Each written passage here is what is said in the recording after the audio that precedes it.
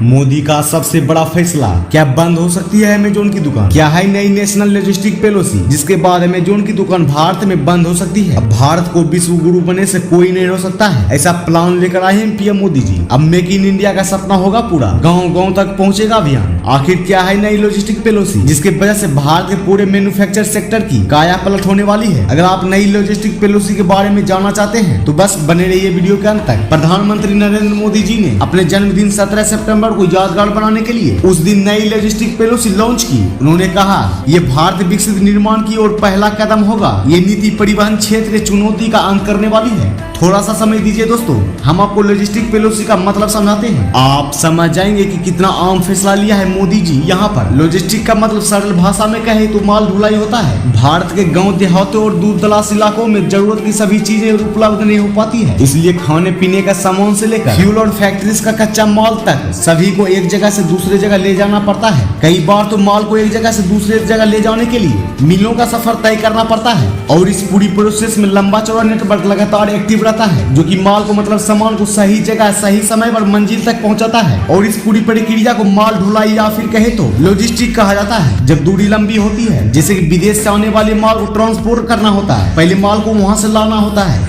फिर उसे स्टोर करना होता है, फिर उसे मंजिल तक पहुंचाया जाता है। ये प्रोसेस काफी महंगी होती थी।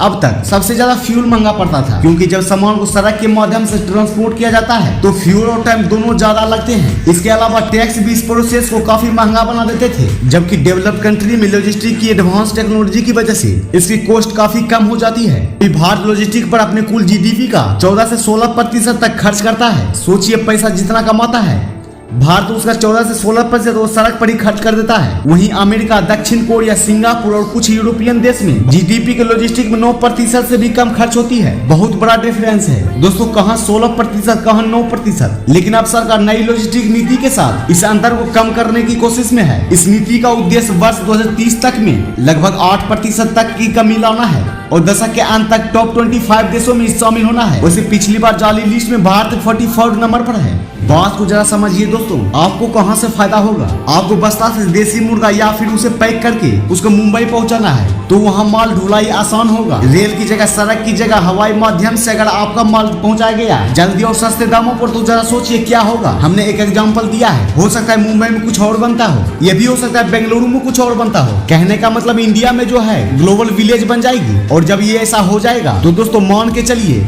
जो मीडिएटर, जो बिचौलिए, अमेजोन टाइप या दूसरे टाइप हैं, इन सब का धंधा बंद हो जाएगा। अब माल का जो सेलर है वो सीधे ग्राहक तक पहुंचाएगा। वो सेलर जो है वो कौन होगा? देश का कढ़ा चलाने वाला बंदा भी हो सकता है, वो मिट्टी का बर्तन चलाने वाला बंदा भी हो सकता है। समझ रहे हैं ना हम क्या कहना चाह रहे हैं? इतना बड़ा रेवुलेशन आने वाला है। तो दोस्तों, आपको क्या लगता है कि सरकार की यह नीति सफल हो पाएगी या नहीं? वैसे जानकारी अगर थोड़ी सी भी पसंद आई हो तो वीडियो को आगे बढ़ाओ यार, शेयर करो, सब्सक्राइब करो, वीडियो को लाइक करना बिल्कुल भी ना भूलो। तो मिलते हैं फिर से न्यू मजेदार वीडियो के साथ।